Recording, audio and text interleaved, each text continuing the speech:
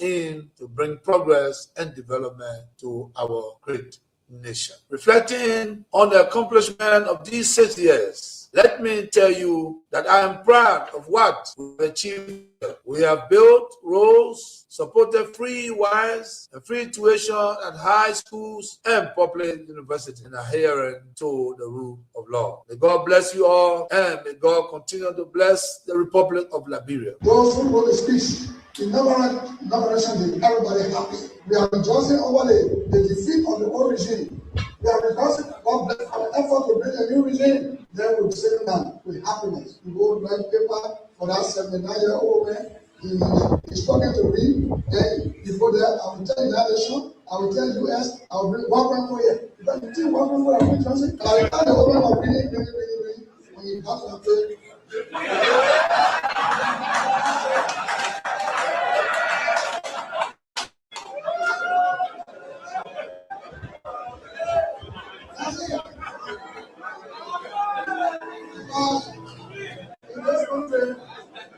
When you elect a clown and you think that he will be a king, what he does is to convert the kingdom into a circus. This is what we must deal with, and this is what we must say. Who do we elect into our public offices? Because, as I said before, when you allow hyenas to take care of goats, why should you be surprised when the goats are eaten? This is the same. And Africa is only going to realize our potential in all areas when, by dint of choice, we enable and allow our best men and women to serve in different areas. I've heard it being said about Lee Kuan Yew in Singapore. I've heard it being said about Japan. I've heard it being said about other countries. But there was a conscious decision on the part of those individuals and the followership. We always talk about leaders, but we never talk about the followers. The followers must also style up. Africans, on average, are for some reason, attracted to thieves. Africans are, for some reason, attracted to men and women who cannot serve her. And when they are not served, then they complain. When Africans are told, choose you now whom we shall release, Jesus of Nazareth or Barabbas, they say, release Barabbas. And when Barabbas behaves like Barabbas, they say, why are you not behaving like Christ? It cannot be done. Of 2001, signed a second of two executive orders, number 13213, Defense Exhibit D310, in which it was stated, and I quote, the government of Liberia's complicity in the RUF's illicit trade in diamonds and its other forms of support for the RUF are direct challenges to the United States foreign policy objectives in the region, as well as the rule-based international order that is critical to the peace and prosperity of the United States. Therefore, I find these actions by the government of Liberia contribute to the unusual and extraordinary threat to the foreign policy of the United States described in Executive Order 13194, with respect to which the President declared a national emergency. This executive order did not say the alleged complicity, it concluded the complicity. The conspiracy was born, all systems put into motion, and here I stand today. I never chance. This is the broader contextual matrix that regrettably did not and still has not seen the light of day in these proceedings, despite the gallant efforts by the defense to unearth and reveal the contextual framework behind the charges against me. Now, with the two executive orders, the dogs were let out, so to speak. What followed was a dispatch of the attack pack led by Lieutenant Colonel David Crane, Defense Intelligence, 30 years, prosecutor. He, Crane, unlawfully unsealed the court's sealed indictment towards handlers, senior U.S. government officials at the U.S. Embassy in Freetown, and was never held to account.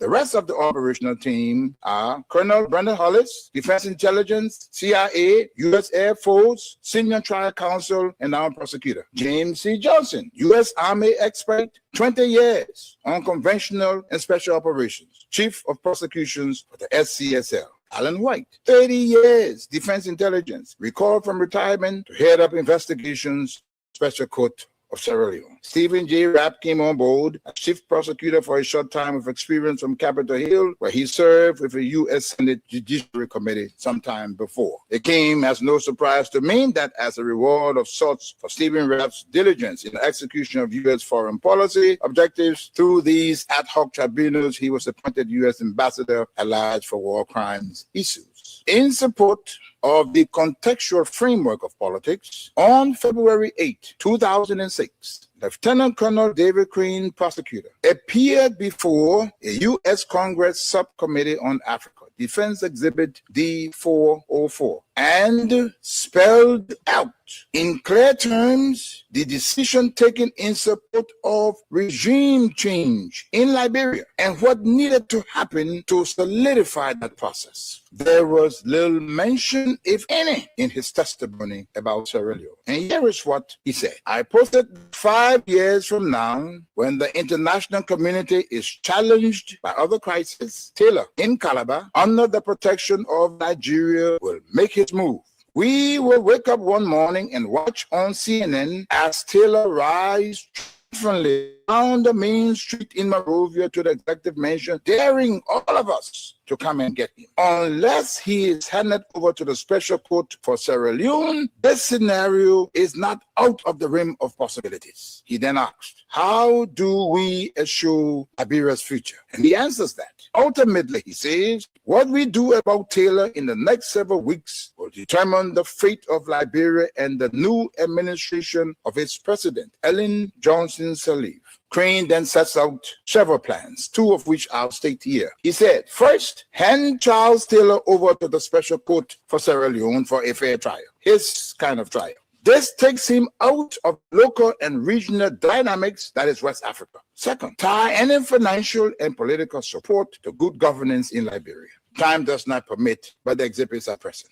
Not even the Nigerian nation was spared from threats and intimidation, as explained by Femi Kayode, press secretary to President Obasanjo, the Nigerian head of state, who was with him in Washington when President George W. Bush promised, and I quote, to bring Nigeria to its knees if Taylor was not turned over to the special. And what happened? Obasanjo buckled and capitulated. Now, this demonstrates the significant pressure that was brought to bear on President Obasanjo, irrespective of his personal and leadership obligations to the West African sub-region. And therein lies the dilemma for current African heads of state and government, but how to enter into binding commitments and obligations with the African pairs and remain steadfast, resolute, and unyielding in their fidelity to those agreements in the face of such unrelenting and punishing pressure from powerful Western leaders. I would not know if it's wrong, but one thing that I was not able to accomplish that I wanted to accomplish was after the war, the Liberian people elected me, and in fact, the Liberian people elected me to unite the country. I was not able to get some of the other factional leaders to return to Liberia. I was not able to get one or two of the political leaders to return. And I think they helped to provoke the situation. I was able to do, strangely, the LPC, these were all warring factions, and all of the other warring factions, I was able to bring them into government. In fact, most of the combatants that fought for the government during the war were the combatants of the warring factions that fought against me. So I accomplished bringing them together. I accomplished making sure that the issue of tribalism went away in Liberia. But I mean, to a great extent, I think most Liberians now, if you went to Liberia and took a poll, they would say Mr. Taylor did his best. Any other regrets? The second regret is that I was never able to get the United States to understand me. I was never able to get them to work with me, which is so essential for Liberia. No president of Liberia, no president can make it successfully unless he is online with Washington. Now, I'm not the type of guy that you can pick up a telephone and command. I don't think didn't take that from Washington. Then, even if I were elected president, I would not take it. I'm not that kind. I'm not a coward. But I do believe that a good working relationship is essential for any president of Liberia, or that president will fail. Where you at? Where you at? Working for your stomach. Stop slipping. Whip your hands, whip your hands, whip your hands, whip your. Come on, come on, come on. I'm just sleeping now. Y'all gotta go back small, yeah? Okay, let's go. The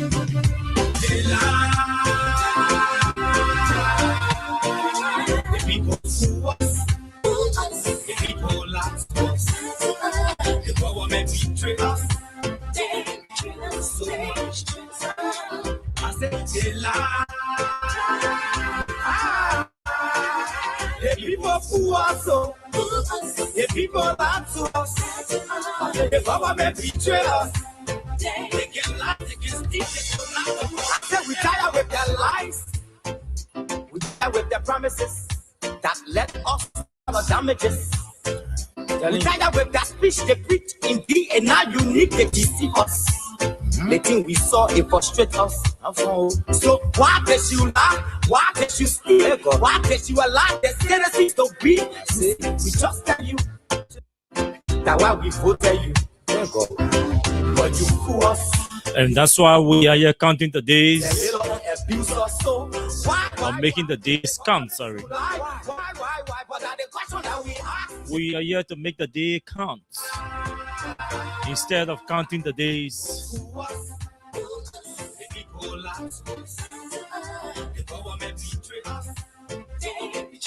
And we do that with diligence. What's happening?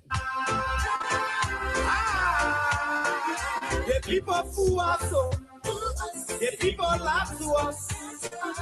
Government betray us. They can lie, they can steal, they can lie.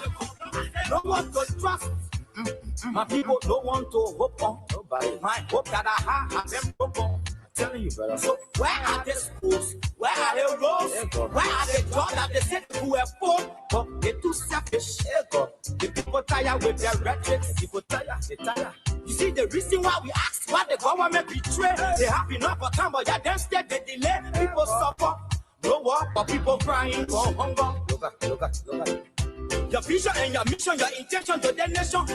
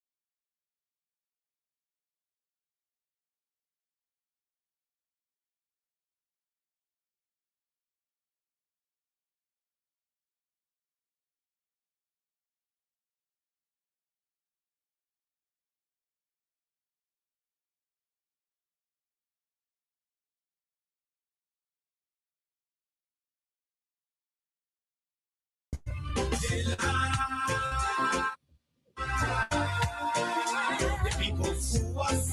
The people lie to us. The government betray us.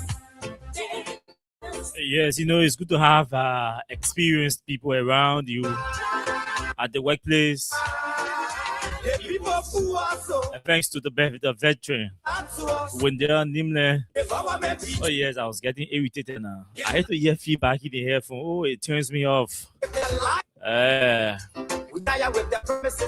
But let me say a very, very pleasant good evening to all of you across the country. Good morning, good afternoon, good evening to those of you in the diaspora, our friends, our followers, our critics, and even those of you who do not like the things we say and the way we say them. It's good to have all of you joining us tonight on the Thursday's edition of the show, and the last edition for this week.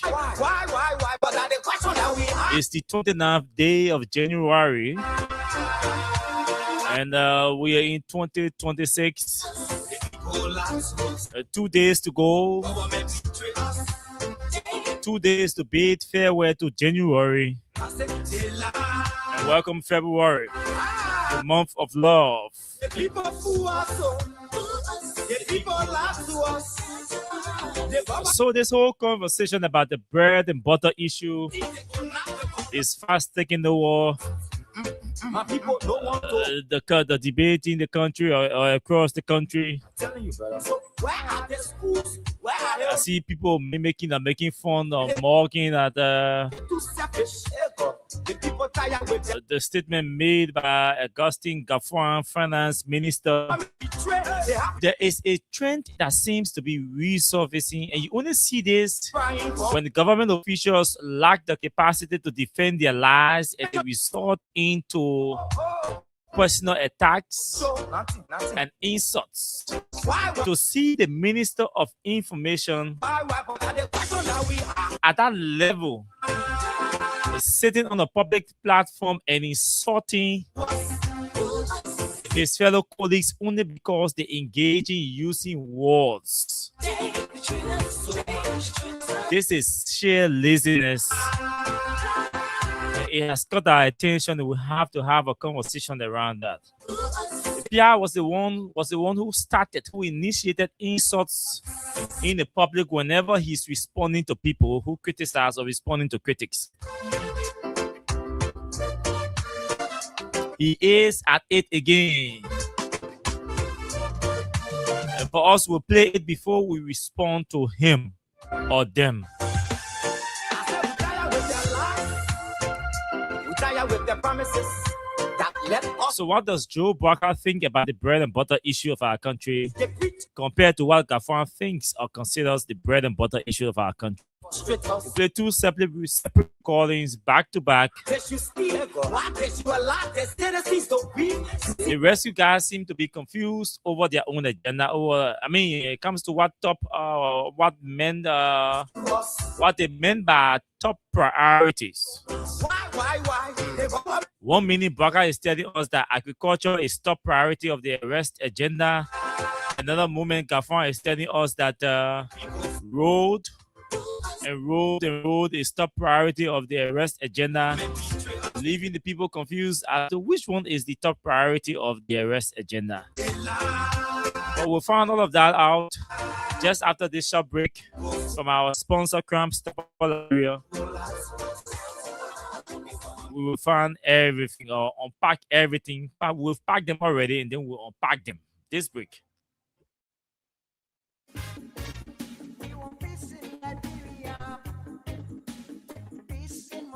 Hello. I want to talk about violence. More violence is indiscriminate. It can happen for any reason and to anyone. Until we do something to stop the surge of vigilante-side justice in this country, none of us will be safe. My Liberia is Liberia of hope. In my Liberia, it is possible. Violence is not part of my Liberia. Violence leads to property damage, injury, or even death, as we have seen in recent months in several parts of Liberia, including Monrovia. Talk to people in your community about violence. Stand up against mob justice. Be a community hero. Liberia is all that we have. We must all unite to uphold the rule of law. This is Old Man Sam Sion, your community crime fighting partner. Thanks for listening. This is Old Man Sam Sion. we want peace in Liberia. Peace in Monrovia. We want peace in Liberia. Thank you, Old Man Sam Sion. Thank you very much. Let's welcome those of you joining us tonight on the last edition of the show. Don't forget, tonight is Thursday, the last edition. So yes, what's on your mind segment returns to the show. So you will tell us what is on your mind, how did your day go, and what do you want to talk about. It's important. Yes. So, but let's welcome all of you joining us first, and then we can move into our discussion. Hilton Wulajedo is following the show tonight from Sano County. Abu Bakar Sharif has joined us. William W. Wulu is following the show tonight from Upper Caldwell. Venetius Junior Bar has joined us from Newcutan. Roland To is following the show from Battery Factory. Phoenicius Bar, Musa A. Sharif from New Georgia, Garnersville. Sadia Lasana Kane. It's been a while. Sadia, where have you been? Welcome back to the show. Emmanuel Vigne. Emmanuel J. Vigne is it Vigne or Vigna? I think it's it's Vigne Vigne from Johnsonville. Tenia Kekula has also joined us tonight.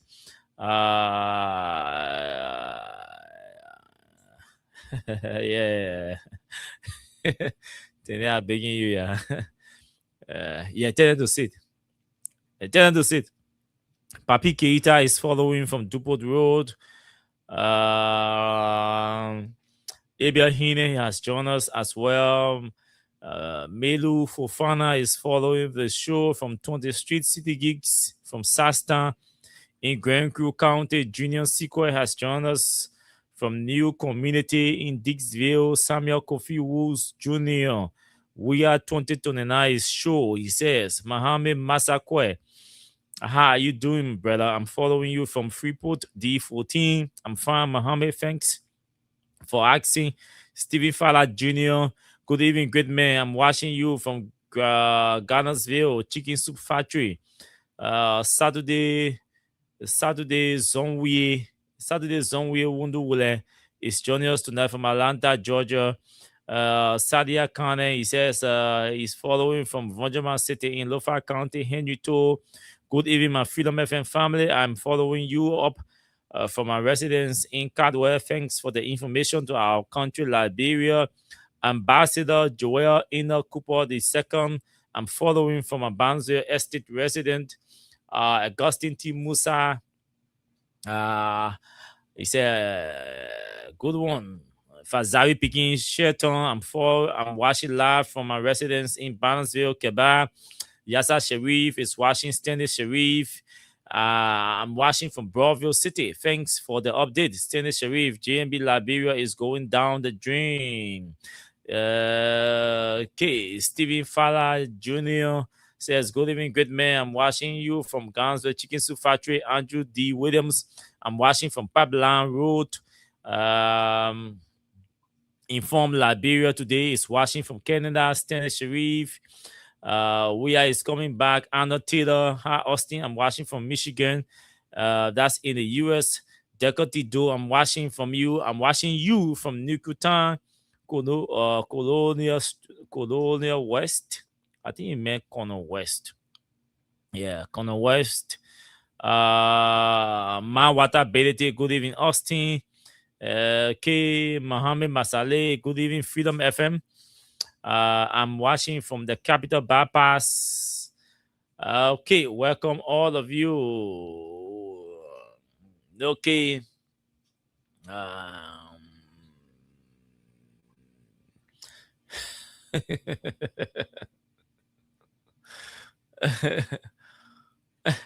So this it does inform Liberian today is asking the questions, and I say, what's on your mind? And I want to read what this informed Liberian today is asking. So what is on mind in Liberia, in this Liberia? A serious question. And listen to his question, his or her question, because the page. If something very important happened in your life today, and you needed help, real help,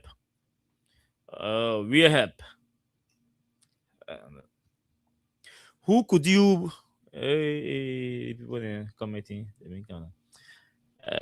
Who could you truly depend on between George Manuel Weah and Joseph Yeman Boaka? Who do you trust to show up? Who do you trust to show up when it matters? Some say leadership is about being close to the people.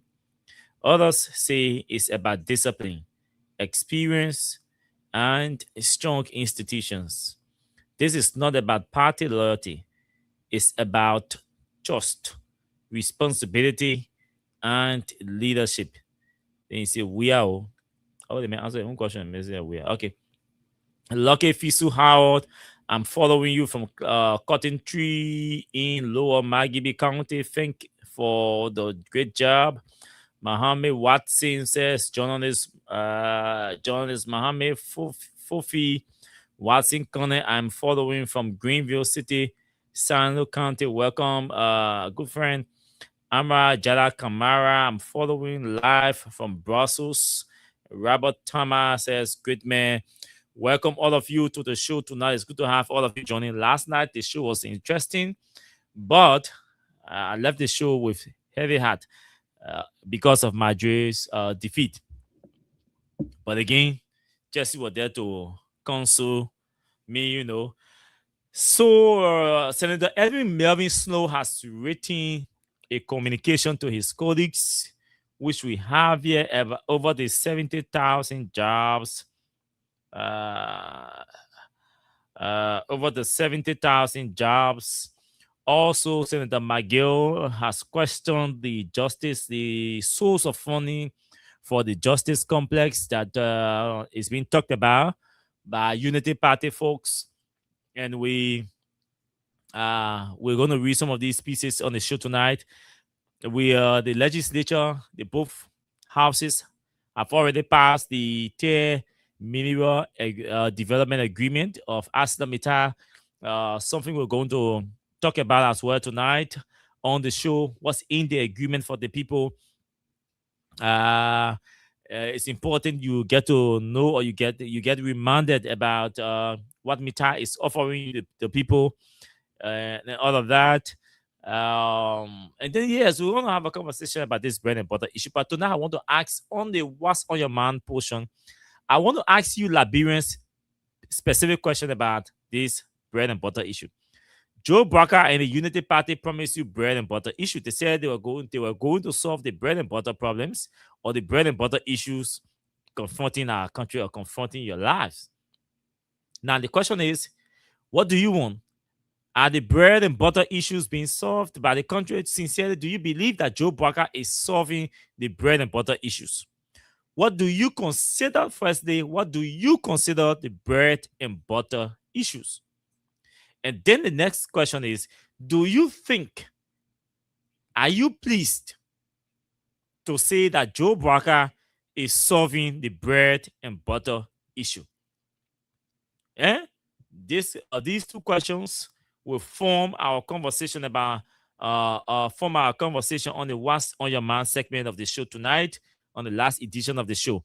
What do you consider the bread and butter issues when Barker promised to solve the bread and butter issues? What went to your mind? What did you consider bread and butter issues? Do you think Joe Barker is solving the bread and butter issues? Are you pleased? Are you pleased to say that Joe Barker is solving the bread and butter issues? Let's talk about these issues. They're very important because the Minister of Finance has given you cheek. He said, okay, say you want royal, you want this. Okay. We just create one ministry and say Ministry of Bread and Butter Ministry. Say now why you want. Okay. Then there's a narrative we're going to play about this bread and butter issue after the call-in segment. But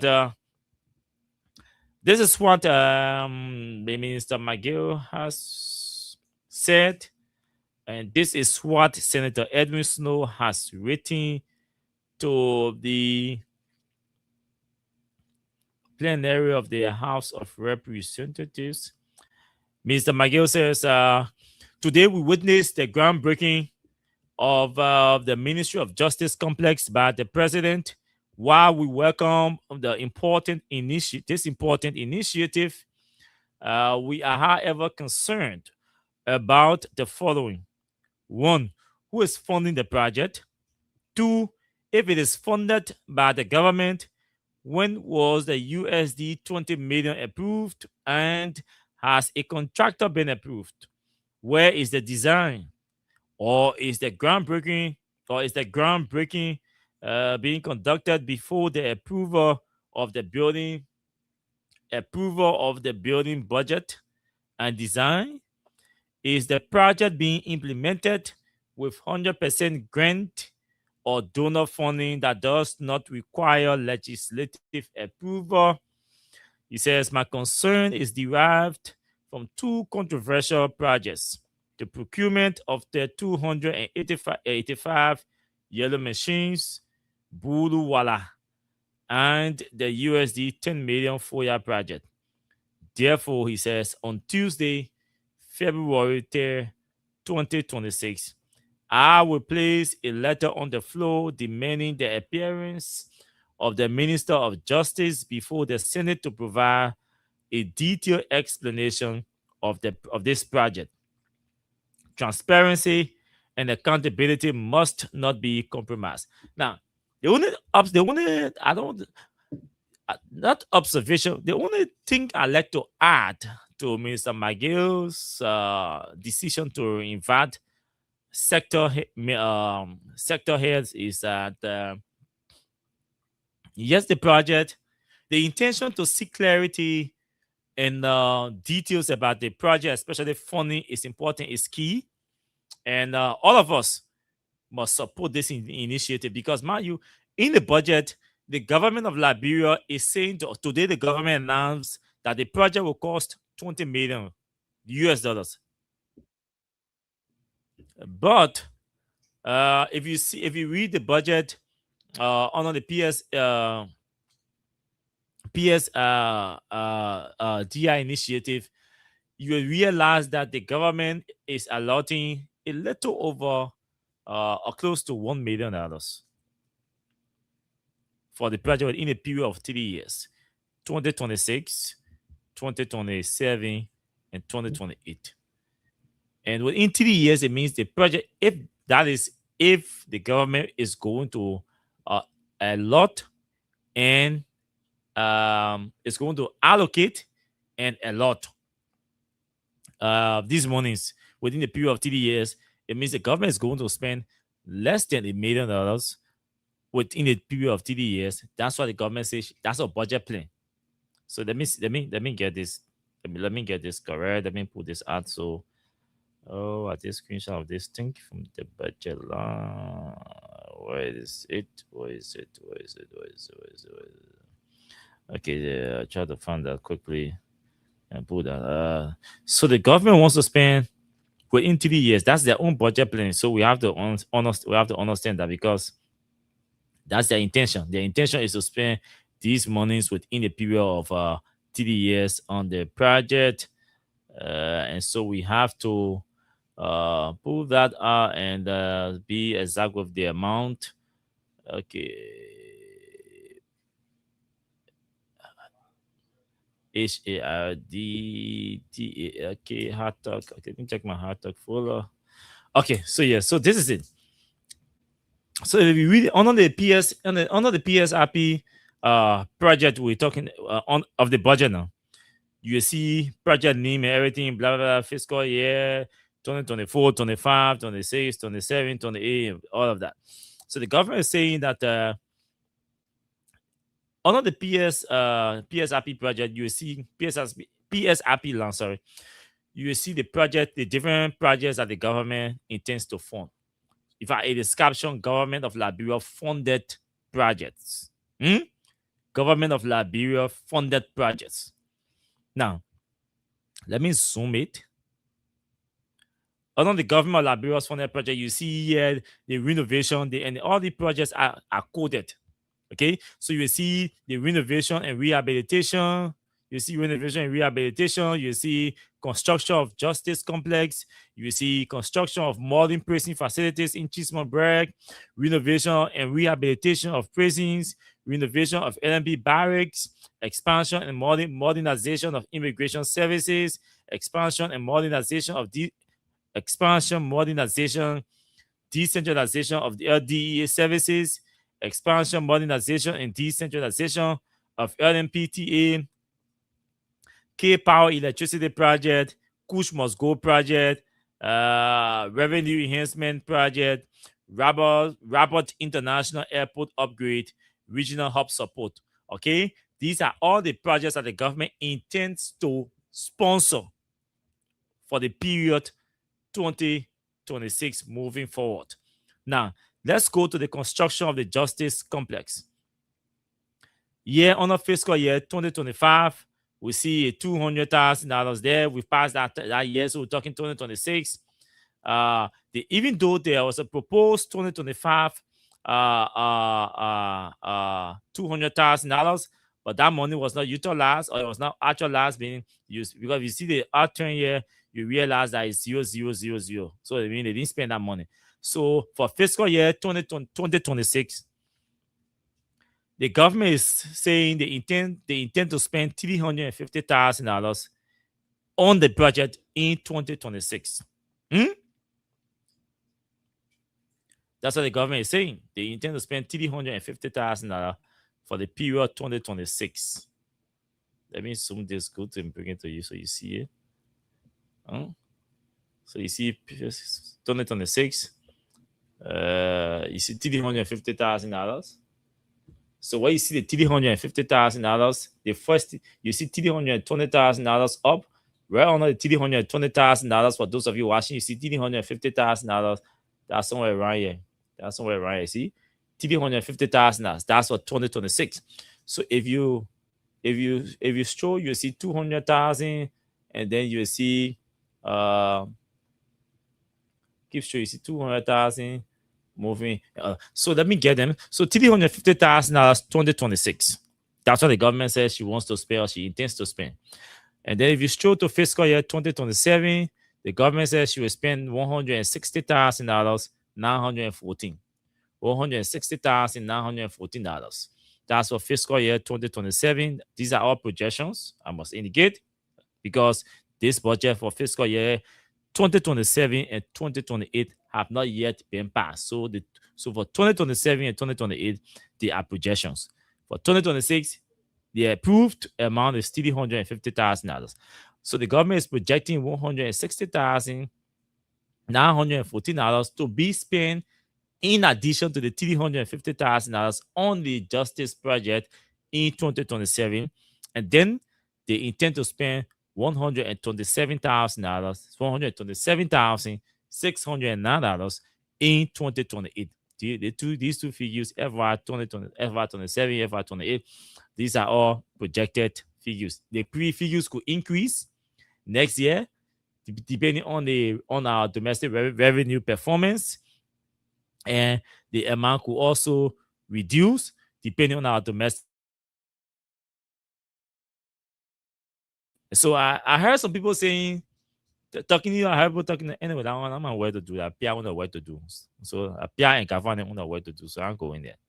Yeah, I'm going there. So they will kind of explain now. But if you add the $350,000 to $160,000 to $127, you realize, yeah, we're doing math. Yeah, we can do math on the show. You can do calculation. So at 350,000, 160,000, $914 plus 127,609. So let's add this figure. Let's do some math here. Let's add these figures and see. Give you the aggregate that the government intends to spend. So first we say 300. Okay, so we say $350,000, $350,000 plus 160,914 plus 127,609. Total will give you $638,523. That's over $1 million, not even $250,000. So this is not even $250,000 million. So the government intends to spend a little, or we say, yeah, a little over $500,000, everything around it. So yeah, government spending over $1,600,000. So right. So the government spending a little over $500,000. But in this period of 3 years, that's what they intend to spend. And these projections are made based on the analysis of the revenue performance for the previous fiscal periods or the previous fiscal years. So it means the government intends to fund these projects, but based on the monies that have been the performance of the of our domestic revenue for the last 2-3 years, they say no. For the last 2-3 years, domestic revenues have not performed, so we can project 10 million, 5 million, 15 million to cover the projects, to cover this particular project. So that project within, considering the budget, the domestic revenue analysis that was done by the Ministry of Finance people or the technician, we allocate this.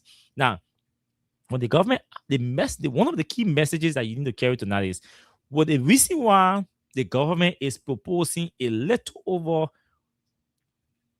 500,000 is because this is a government-funded project, and the government does not have the financial capacity to fund the project within the period of 3 years, depending on her revenue performance. That fact. If the government's revenue had performed, let's consider two options. Maybe one could be political reason, right? So the budget is a political instrument. Two, somebody could say, to be more critical, we could easily say, if this project was really a priority to the government, $20 million. Meaning the next government that is taking over should get ready to raise additional 19 million plus to complete this project that BRCA is starting, and it will be leaving unfinished. This one is going to be an unfinished project that the next government will have to complete. Okay? Depending on their revenue projection. That's it. So I was saying two reasons. One, technically, the budget cannot fund this project based on the performances of the previous budgets, previous revenue intake. So the government said, based on our previous revenue intake or the previous revenue performances, we cannot allot huge amounts. So you realize that the funds keep dropping, the allotment keep dropping, or the appropriation keep dropping. From 350,000 in 2026, next year the government intends to spend far less. More than 2 times less of the $350,000. Government said next year they will spend $160,000. The previous year, government is dropping the amount again on the project to $127,000. This is unambitious. An ambitious government that has been bragging about revenue surplus technically should not be reducing allotment or appropriation to a major project, infrastructure project like the Justice Complex. So from this technical standpoint, anybody should tell you the project is going to be an incomplete project and the next government is going to inherit the project. It turned in that, and we have to raise 19 million plus to complete the project. That is, if the government's projections stays at it is or reduces. It means if the government projection stays as it is, or if the government's projection reduces, it means the next government is going to have to raise 19 million plus to complete this project. Another liability already resting, waiting for the next government. But ask yourself, if the government if Joe BRCA really has the money, if the government has the money, this is BRCA. Don't forget, within the period of 2 years, or within the period of 3 years, this is Joe BRCA's first major groundbreaking ceremony. All the other projects that he's been completing or dedicating are all projects funded or started by Eddie or Joe Weir. This is Joe BRCA's first groundbreaking. And even at that, we're told that the history of this project can be traced way back at Samuel Doe, who secured the land. And I'm told he even broke ground, but could not commence the project. So Brakana, who worked in the government before of though, is aware of the history of this project and that land. That's why he's trying to start the project today. But the vision, this is a display of small visionness, I should say it like that. Because an ambitious president, an ambitious government who wants to achieve something significant would not be allotting small money. These guys have been bragging that the revenue has been performing. They have been reporting budget surplus. So a country that is reporting budget surplus should not be reducing or revenue allocations is supposed to be progressive. From the technical standpoint, revenue projection is supposed budget allocation is supposed to be progressive. The numbers are supposed to be progressive. Because when the numbers are progressive, it means your domestic revenue is obviously performing. And your priorities are being carefully, are being appropriately selected or chosen. So you want to ask, our revenue is performing, but we are investing less. As a country, we are spending less on infrastructure. We are spending more of our own money we're raising on recurring costs and spending less on infrastructure. So our own money that we're supposed to take to build roads or build public buildings, we are spending less. We are projecting less. We are decreasing or reducing the amount per year. Today we want to spend $600,000. Tomorrow we say we want to drop it to $160,000. The following year we say we want to drop it to $127,000. So I mean, we are spending less from domestic revenue. We are spending less or appropriating less on infrastructure, and sitting and waiting for international partners to come here and give us money to build our infrastructure. But we say we want to build a private sector. We say we want to build roads. We say we want to build our country. We want to improve and upgrade or enhance our infrastructure. But we do not have the political will to spend our own monies raised from domestic revenue on PSRP. So all these public sector investment program or projects we're talking about, the government has to spend her own money on these public sector investment projects. If we're not willing to spend on our own projects, it means we are not going anywhere soon. Because these monies that come from donors, either in grant or loans, they come in phases with benchmarks that we have to pass. That's why some of these donor projects are still languishing. They're not completed yet because there are benchmarks tied to the releasing of funding for these projects. The best way to do so is to run to domestic revenues and spend our own money. Our own money, there'll be no benchmarks for ourselves. All we have to do pass through, do our projects within confines of the PPCC laws, the PFM law, and all of that. the IA process. So all these things. So internal audit process, the PBCC process, the PFM law. That's all we have to do. Be in compliance, and the funds will be available for us to fund these projects. And this is not unique to the UP, but the reason why we are calling out the UP because they presented themselves to be the angels. They said these are the things they were going to do.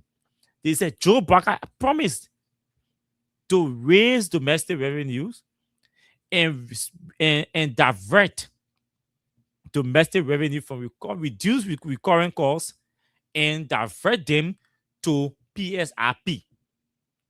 That's what he promised.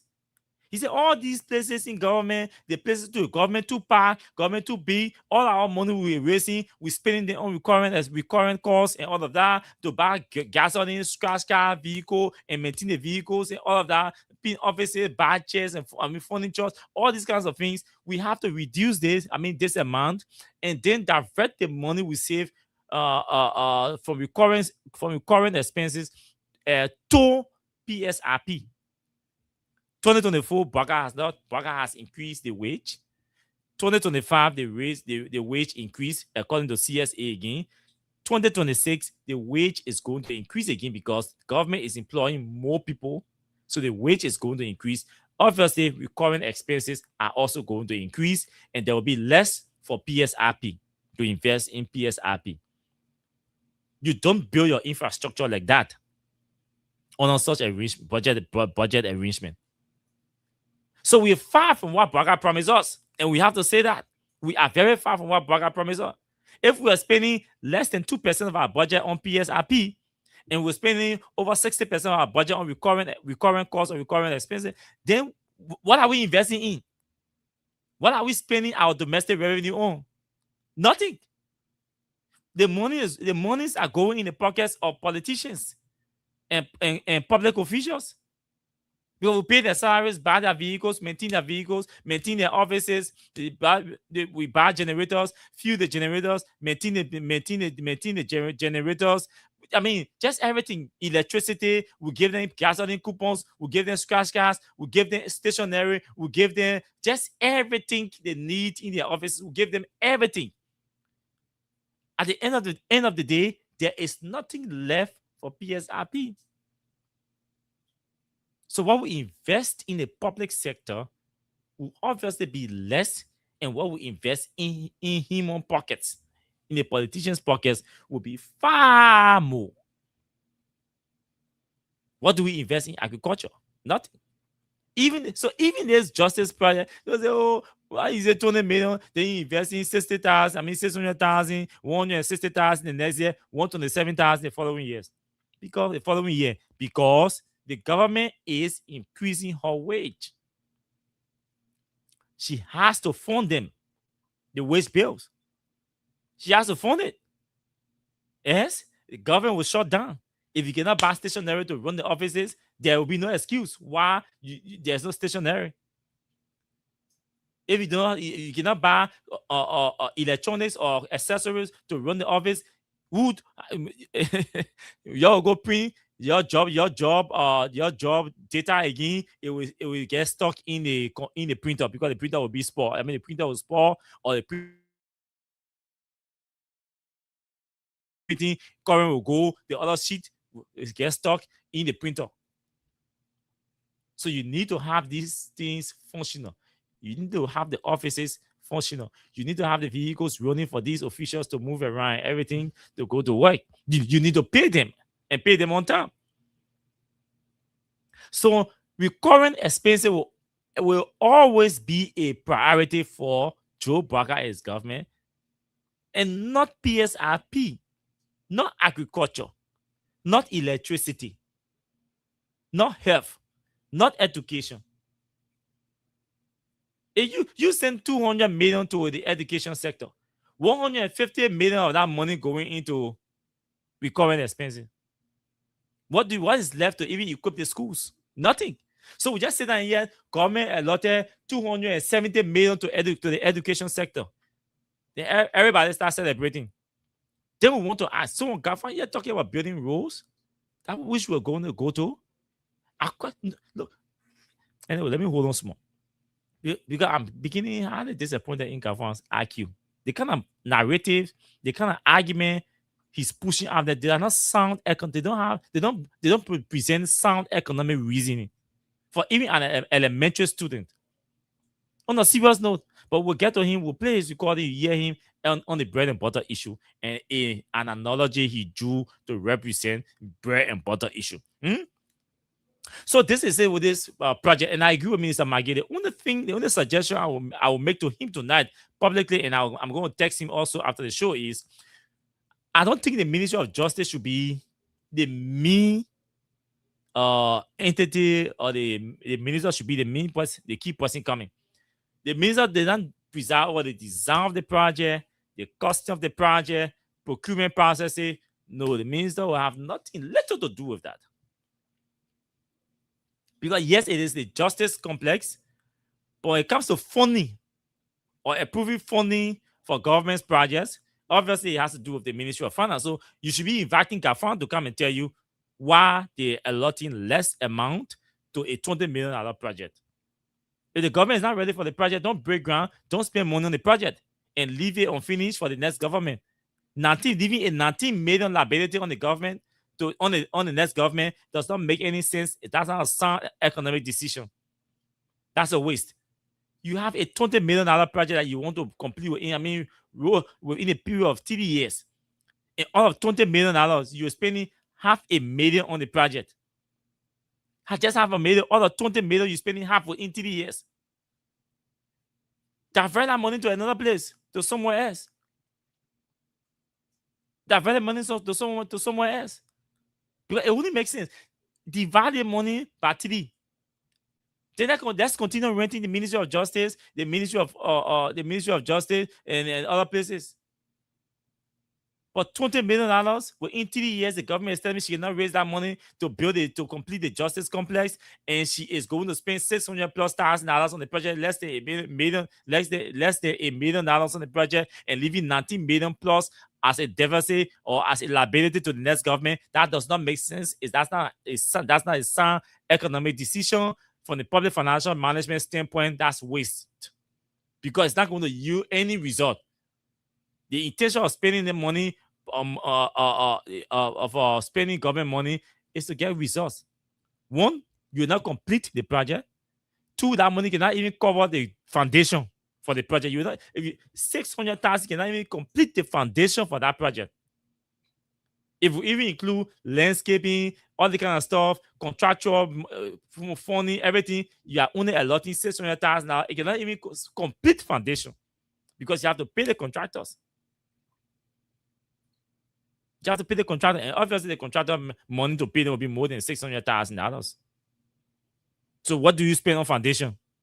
What do you spend on fencing before you talk about completing the project or completing the foundation? So it means the government is going to spend nothing at the end of the day on that ground. It's going to be a total waste. I don't know I don't know who are those people on the waste. Look, you can make political decisions, but the political decision should be sound and in the interest of the people. You want to take $600,000+ and waste it because you will achieve nothing. Nothing you will achieve. Let's say we take this whole $600,000. You're not paying the contractors. The contractors agree. You will not pay us. You will not fee us. You will not transfer our equipment. We will do everything when it comes to mobilization, landscaping, design of the project, everything. We will do it. Government don't pay nothing. That is the government. Means the contractor gave 100% waiver. Even at that, if the contractor gave 100% waiver on everything, they will bring the equipment, they will bring they will do the landscaping, they will do everything. They waive everything. Yeah? Just to go and do foundation for that project is $600,000. That will not cover the foundation. You know why? Because you have to buy materials. You have to transport the materials. You have to pay daily hires. Because the contractor already say, okay, we'll bring our company, our equipment, we'll do the project. Don't pay us. You have to pay the daily hires. You have to buy materials. You have to do the foundation. You have to do backfilling and complete the foundation. $600,000 cannot cover that cost.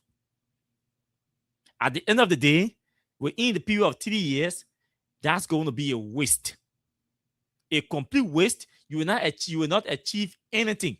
Because, mind you, government can target projects to completion. If you cannot complete a project within the range of your tenure, why start investing government money on it? $20 million is a minimum amount that this government should be able to afford to complete that project. You can say within the period of 3 years, you're only raising $600,000 for a $20 million project. What kind of financial decision is that? Financial reason is that? What is that? What kind of fiscal reason is that? You're supposed to be spending public resources to meet the desires of your citizens, to satisfy the needs of the government and the needs of the citizens. If the government thinks you can be spending money when you own something that you don't need. You are not supposed to spend money on something that you do not need, because if you need it, it means you're supposed to be able to raise the money to complete it. Then we satisfy your taste, your desire for that project. But a project that will not satisfy the desire and the taste of the government for an entire 6 years, then why waste money on it? When $600,000 can buy medical, can put medical supply in JFK and 2-3 other hospitals. Spread that money across all the hospitals, 100,000, all the referral hospitals, $100,000 medication or drugs. Do you know how much the quantity of drugs that 100,000 you put in the hospitals? Take that money, $600,000. Take that money and invest it into building a wood processor for a wood processor. That will go and buy your machines in China or Japan or somewhere. Bring the machines here, establish a mini factory that will process the wood and create furniture and build furnitures. You want to tell me that money can do it? Yes, that money can do it. You're not buying land. You're not buying land. All you have to do, go and get the land. You buying 900,000 yellow machines. So you not need equipment. So take the $600,000, go and buy equipment for to come here and open a mini wood processing plant here. But that you'll be able to hire Liberians to work to create jobs. You create jobs. $600,000 can create a mini factory that will process wood in this country and ship them or export them. Because they're taking our love from here, our wood from here, and exporting them.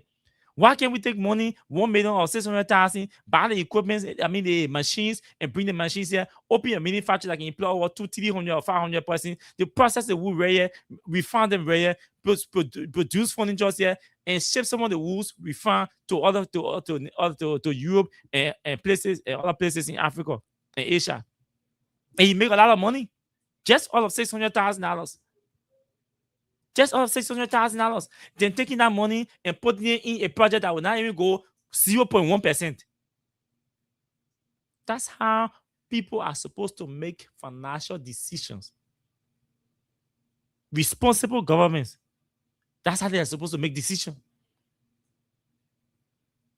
You can be spending public monies as a waste. Be spending public monies, then they spend the decision. The monies are not benefiting the government. It's not going to benefit the citizens, because when you will not complete the foundation of that project, and then you will be ashamed to even include it in your State of the Nation address, or your turn over note to the new government, because you started a project that you could not complete. So how does it benefit the citizens? How does it benefit you, the government? Your own government will not benefit. Based on your projection, it means that desire will not be met.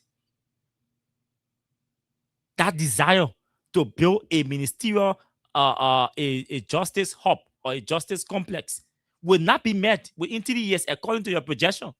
So if a desire for something, your desire for something cannot be met through the funding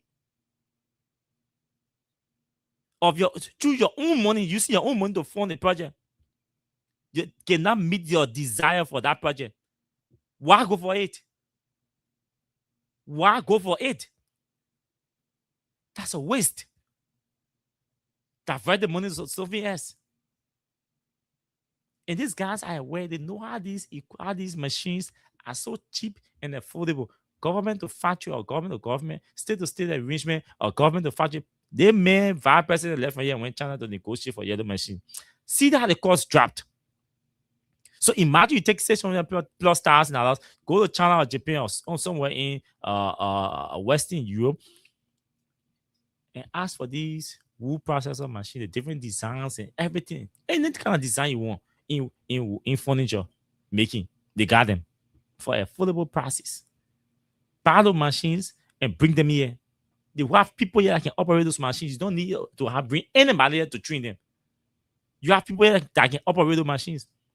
That manufacturer will be able to employ at least 400 to 500 human beings, Liberians, skilled workers who went to school, learn, they train, they acquire skill. All these carpenters around here, they have good skills. They don't have the machine to work with. They don't have the machines to work with. And you're sitting here allotting $600,000 to that cannot even complete a foundation for a justice project. And you're proud to announce that you're breaking ground today for a project that will not even see the completion of the foundation. That we will not even see the completion of the foundation. The money can do nothing on that project. So don't waste that money. You're going to waste that money. And these are the issues that Mr. Magill and the legislators should be discussing. These are the questions they should be asking them. And I personally am going to reach out to Senator Magill to communicate some of these concerns to him. Just scratch that whole thing on the budget. If the government is telling you based on their projections that they're going to spend $600,000 on a $20 million project within a period of 3 years, that's a waste. Let's divert the money. Our desire will not be met. That's the key thing. We spend public money to meet or satisfy our desire. The government desire will not be met. And the government desire is to build a justice complex. Within a space of 3 years, based on their projection, that desire will not be met. It means you're not supposed to spend money on it. It's because that desire will not be met, the servicemen will not move in the building. It means it's not going to ease their working condition. It's not going to provide relief for the fire service. It's not going to provide relief for the immigration. It's not going to provide relief for the LDA. It's not going to provide relief for the Justice Ministry. That desire will not be met. It will not be met. Also, the desire to stop the government from paying rent. The government desires to stop paying rent for immigration, for fire service, for LDEA, and for Justice Ministry will not be met because the building will not be completed. So that desire also will not be met. So that you spend $600,000, the immigration folks will still be squeezing themselves in the building of Mama Point. The Ministry of Justice will still be squeezing yourself and paying rent of Mama Point. The LDA will still be squeezing yourself and paying rent in Singapore and all of that. While you're spending $600,000 on a justice complex that will not even complete the foundation. It means all those desires will not be met. From the public financial management standpoint, that's a waste. The government should disengage that budget. They should disengage. And I don't know how come the Southern people pass the budget with $600,000 in the budget, and to the extent that even saying that my getting asking the kind of question because it's in the budget. It's in the budget, so I don't know. Apparently, our men did not read its entirety the budget, and these are specific places our lawmakers are supposed to go when the budget is before them. Let's see the project. The first thing.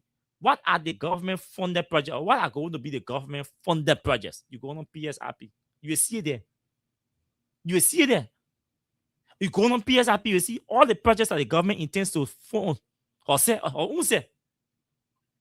So at this stage, when we are asking where's the money coming from, I mean, that's baffling.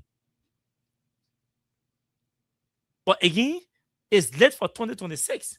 So even if we have to change that decision, we have to wait for a recast and authorize shifting. But grounds have been broken already.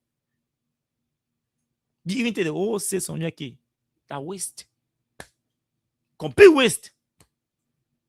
But these guys who get PhD and went to Harvard and went work with World Bank, IMF, these are the guys making the kind of poor and malnourished public financial management decisions in government. Even a first semester public financial management student will not make the kind of decision that Gafan is making with this project. That's you're going to waste $600,000 on a project that will not meet your desire. That project will not meet any desire. It will not satisfy any desire. So why spend on it? Why spend on it? You will still be renting within the period of 3 years. According to your projection, you will still be renting. According to your projection, all those different institutions will still be in those poor working, poor and unconducive working environments. Even if you spend $600,000, you got two options. Like I said, you shift the money to other equipment, put that money on our Ministry of Agriculture or on the MVDC. Put that money on the MVDC or the Ministry of Agriculture or the Correction Bureau of Correction. Let them go and other equipment, wood processing equipment with different designs, and bring them here and hire skilled people who can operate the machines. Open your mini factory and start processing your own wood, producing furniture and shipping some of those clean woods outside your country. By that, you make a lot of money. You make a lot of money. After 1 year, you'll be able to expand that factory, and at least you'll be able to build at least 5 of those factories across the country. 1 in the western region, 1 in central Liberia, 2 in the southeast, maybe 1 in the northwestern area. You establish 5 of those small mini factories. Employ Liberians 300-400 at each factory. Because you're going to employ accountants, you're going to employ managers, you're going to employ skilled different workers in different departments. Imagine having 5 of those mini factories, wood processing plants across the country. 2 in the southeast, 1 in the western region, 1 in central Liberia, 1 in north central Liberia, maybe 1 in Moserado. And see what's going to happen. You employ Liberians. After 1 year, you maximize a lot. You make a lot of profit. You expand to other counties. At that point, the desire to increase employment will be met. So you meet a desire because you employ people. You even employ 100 at all the different factories. That 500 person you employ in 1 year.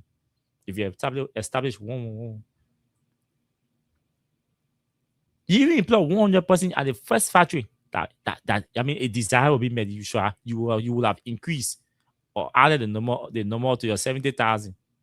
It will tend to 71,000.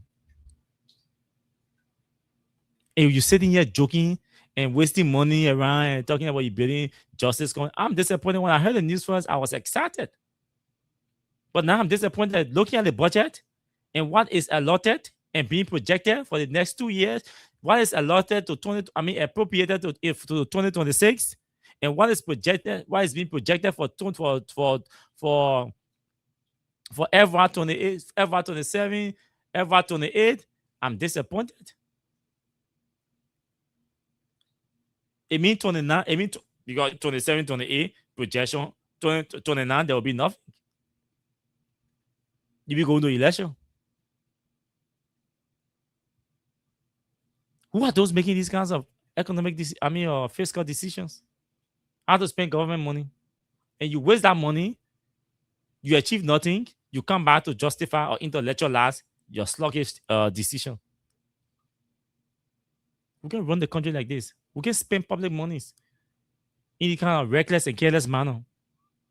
Is there a lot of messing that with a big hay from Lofa, talking rubbish and justifying bread and butter issue, when these are the real figures that are supposed to be putting, these are the real fiscal decisions that are supposed to be putting bread and butter on the settling the bread and butter issues. He's done talking about somebody who will pay $100 to go to Southeast, they pay 70, they pay $30 can put plenty butter on the people's table. What kind of economic reason is that? So I just made a suggestion to you. Compare my suggestion or my analogy to yours, you Gafan, about settling the bread and butter issue. That's how people settle bread and butter issue. Bread and butter issue, it means create the opportunity that will put money that people will work and earn money. Earning money without work, that's not economics. Nowhere in the world, earning money without work, that economics. No. But Gafan, let me play it, man. You're the man. Let me play the mayor here. Let me play Kafan here. Y'all listen to your finance minister. Eh? The man say when you get the man say when you're supposed to on air. The man say when you're supposed to go to the SAIS, you're paying 500 and now you're paying 300. You are able to save 200. That's you. That money you'll be able to buy plenty bread, plenty butter. That how you settle bread and butter issue. Yeah, that your economy so Gafan. That what can happen when you lack capacity and you are overrated. Then you run to the public with careless and reckless and weak and lazy economic reasoning to solve problems. And economists that cannot solve problems cannot be considered an economist.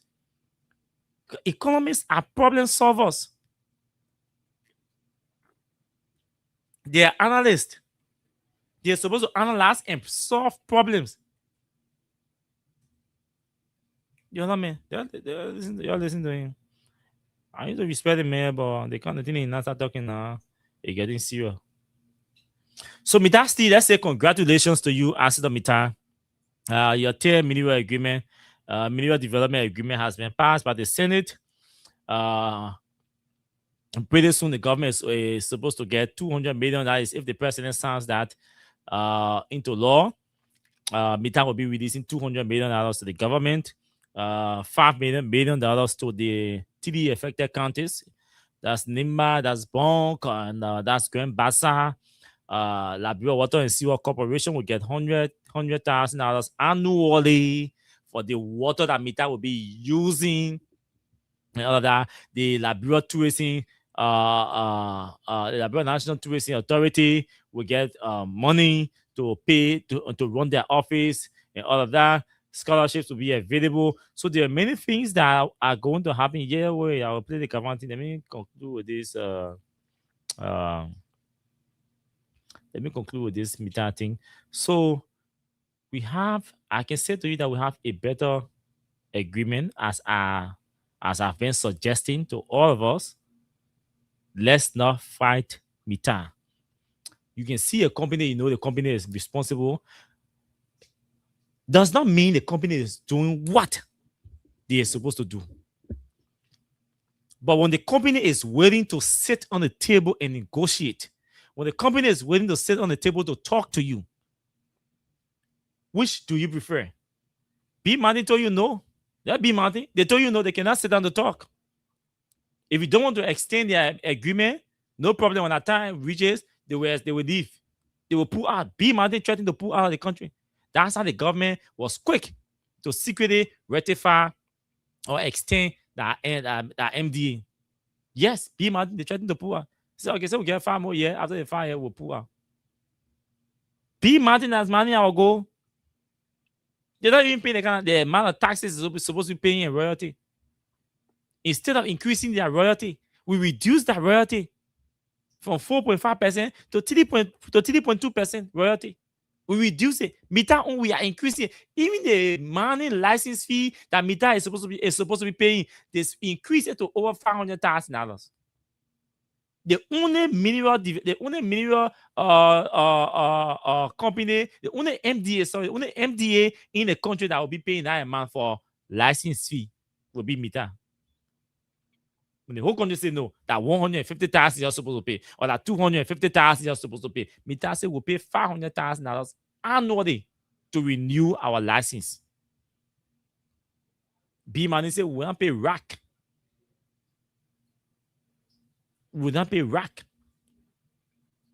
Mita came and said no, we're shipping all your oil to outside your country.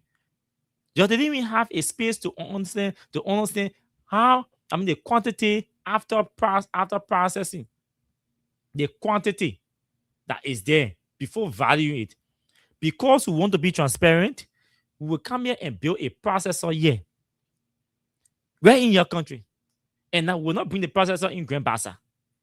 We will not bring the processor in Bonk. We will not bring the processor in Maserado.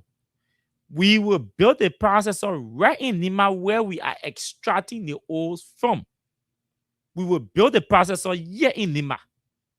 So when we extract the oil from the ground, We put the oil right in the processor here. We clean it, we wash it. We take all the dirt from on it. Any other thing, because people use to last say, oh, Mita still, they're not only iron ore, they taking from our country. Oh, Mita, they're not only iron ore, they're taking gold, they're taking diamond. So here now the processor is here. The government people right here. No blockage. B Martin can allow LRA people to access that processor. I don't want telling you. Ask LRA people. B Martin can deny them access to that processor. They do not have access to that gold room. They got no access. Mita said no.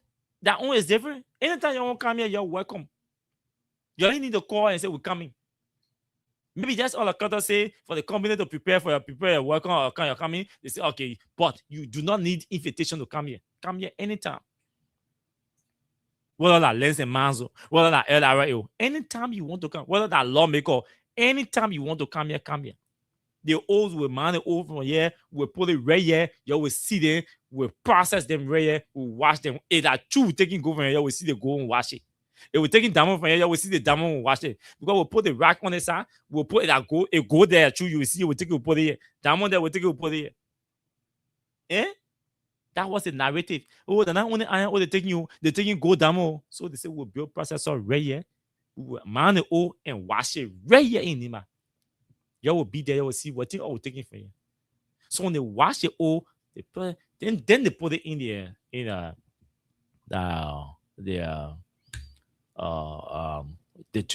train, the locomotive. But that you'll be able to see the real quantity of the ore that Mita is extracting from your country. You can value them on your own now. Because you've seen the quantity that you can value them. So nobody will complain again that Mita are not paying or are not declaring. We are listening to one senator from Nima the other day. He was saying how Mita have been under declaring and blah, blah, blah, blah, blah, all kind of things. So nobody will accuse them again of under declaring their sales. Nobody will accuse them again of under declaring their sales. That's transparency. And corporate transparency is key. It's essentially key in the kind of operation that these companies do. Like Mita. It's essentially key. There was nothing compelling in the agreement that Mita should come here and build processor here. But they build it here. So when these kind of companies that thrive on or transparency and accountability, we can't be fighting them. We have to collaborate. We have to dialogue to enhance our relationship, especially our corporate relationship. Mita is the single highest employer of Liberians in this country, in the private sector. The biggest private sector employer in this country is Mita. The highest pay private sector employer in this country is Mita. The highest pay tax institution in this country from the private sector is Mita. When a football game, that team will carry all their war. If that football game, they will carry all their war. All they will carry. Everything the government proposed to Mita, she accepted all. After 1 year, we will hire one Liberian to occupy one of the top 4 positions. So within 1 year, they're in 2026.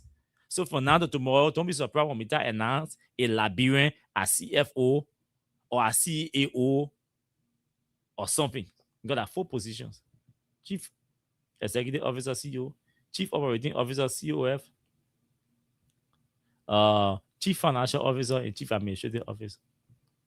Those 4 positions, top positions, Mita, within 2026, one Liberian will be announced. Mita will announce one Liberian.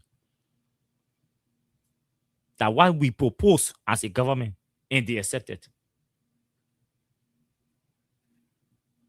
Within a period of 3 years, 2 years, I'm told Mita is all the top management positions, over 50% of the top management positions, managers' position will be occupied by Liberians. They agree.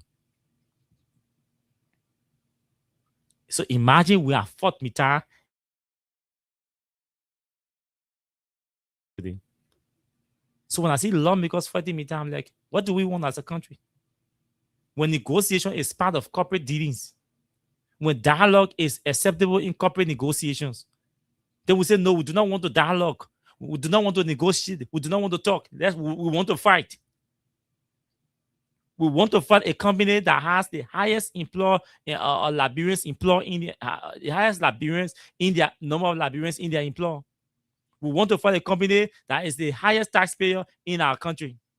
The Mita has over 90% compliance rate to government's requests or demands. Over 90% in terms of compliance. We want this. They will say, let's talk. We want this. Let's talk. We now want this. Let's talk. You give all to them. So just imagine if we have fought Mita that some of the lawmakers were doing. And some of the government officials were even doing. Imagine we have fought them. And they pull out. Because the intention of some of those lawmakers, they were, one lawmaker publicly said, let Mita leave. Different company will come. Do you know why it took Mita to come here? You think Mita Jomo came here? Do you know the intense lobbying and conversation and negotiations and to some extent appeal that were done behind the scene to convince Mita to come here? And you think it's all about them extracting your own. It's not about them giving back to you. And we say to you, as time goes by, the agreement will be available for negotiation and for dialogue. Even outside the agreement, normally there are other dialogues that can be held, that can result into memorandum of understanding with the government, and then there can be a monetary mechanism put into place to supervise the implementation of those memorandum of understanding that could or may be reached outside the MDA. These are corporate practices all across the world. Liberia say, or some people in Liberia say, no, let's do it the electoral way. So we almost say thanks to Mita. We almost say thanks to Mita for availing herself to sit on the table to have a conversation with the government. And even those aggrieved, even those displeased, they were available and willing and determined and consistent in their willingness to engage with the government, to dialogue with the government, to negotiate with the government. Today we are at this point. So that's the thanks to you, Mita, and congratulations on your third MDA, and we hope that everything will go well. You will live within the confines of within the terms and conditions contained within the agreement. Now, you're listening to Gafan before we take course. You're listening to your erudite finance minister, Kwehi. Kwehi has this to say. Gafan.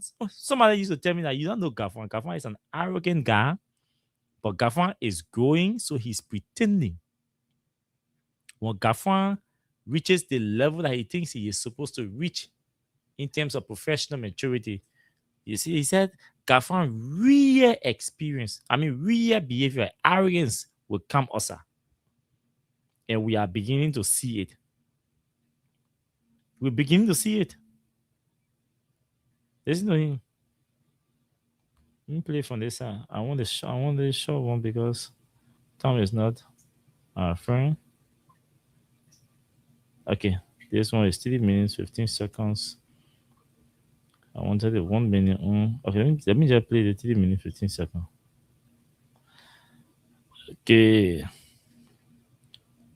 You also saw the other video where your Deputy Minister for Information Ministry telling civil servants if they participate in politics, he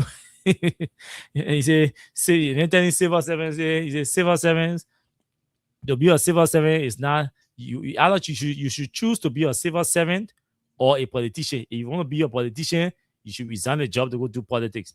But he who is a politician against the code of conduct, and all the United Party executives that are violating the code of conduct, holding party positions, actively participating in politics, and holding government jobs, he's not telling them to resign. He's telling civil servants to resign if they want to be politicians. You see? But let's listen to Kafan.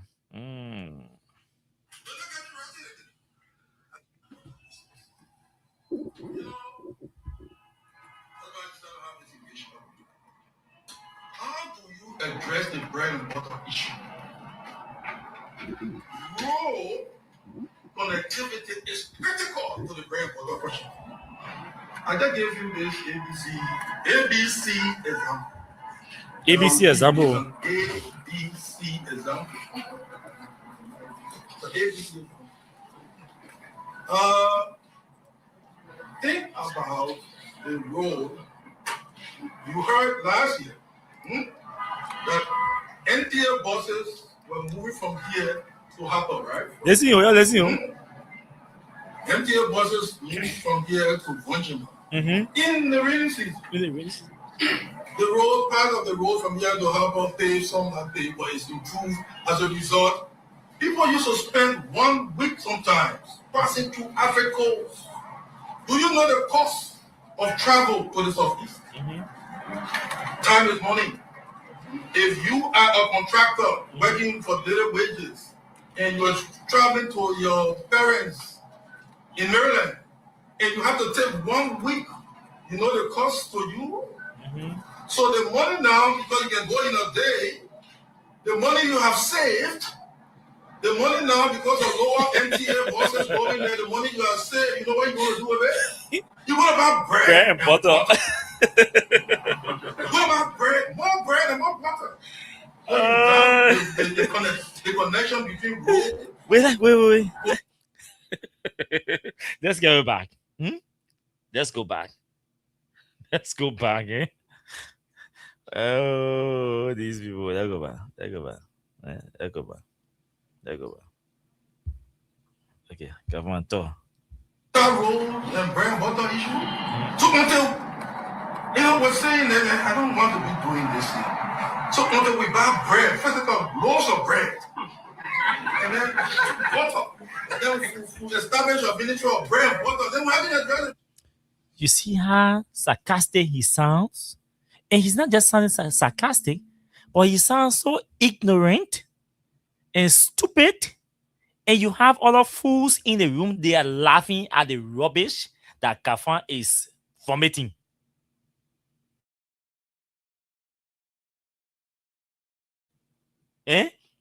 Kafan is sounding so arrogant.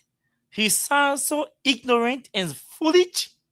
And you have other fools followers. I call them fools followers.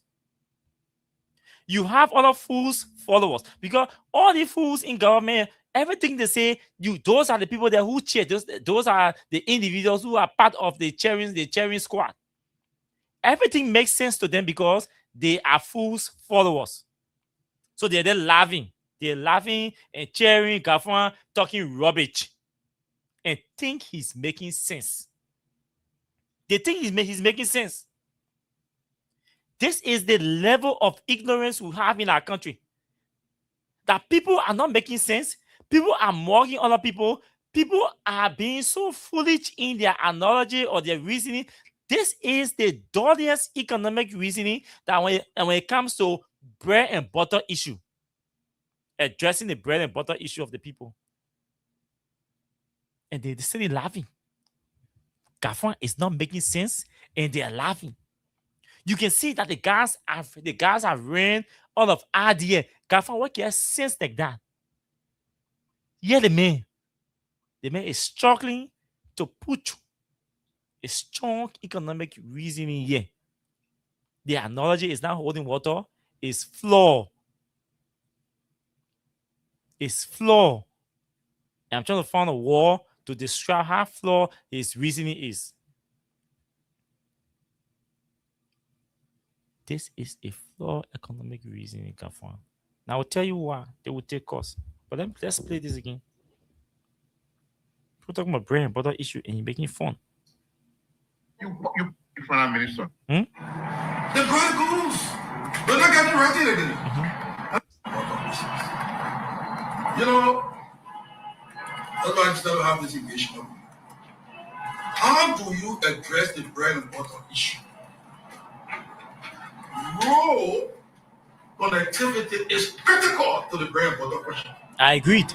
I just gave you this ABC example. I'll repeat example.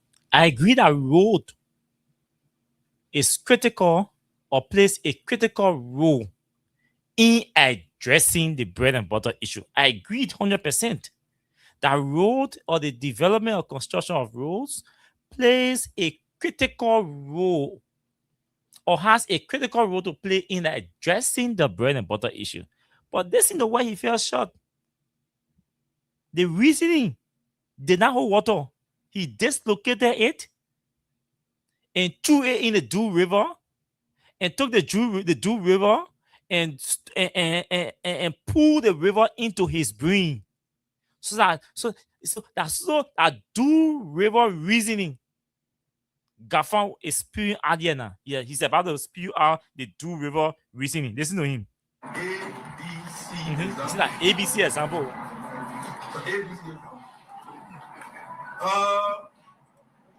Think about the road. You heard last year that NTA buses were moving from here to Harper, right? NTA buses moved from here to Vonjima. In the rainy season, the road, part of the road from here to Harper paved, some have paved, but it's improved as a result. People used to spend 1 week sometimes passing through Africa. Do you know the cost of travel to the office? It's expensive. Time is money. If you are a contractor working for little wages and you're traveling to your parents in Maryland and you have to take 1 week, you know the cost to you? So the money now, because you can go in a day, the money you have saved, the money now, because of lower MTA buses going there, the money you have saved, you know what you're going to do with it? You're going to buy bread and butter. You're going to buy more bread and more butter. So you doubt the connection between road, hotel road, and bread and butter issue. So until, we're saying that I don't want to be doing this thing. So until we buy bread, physical loaves of bread. Okay, let's end this thing. Now, this is Gaffan's best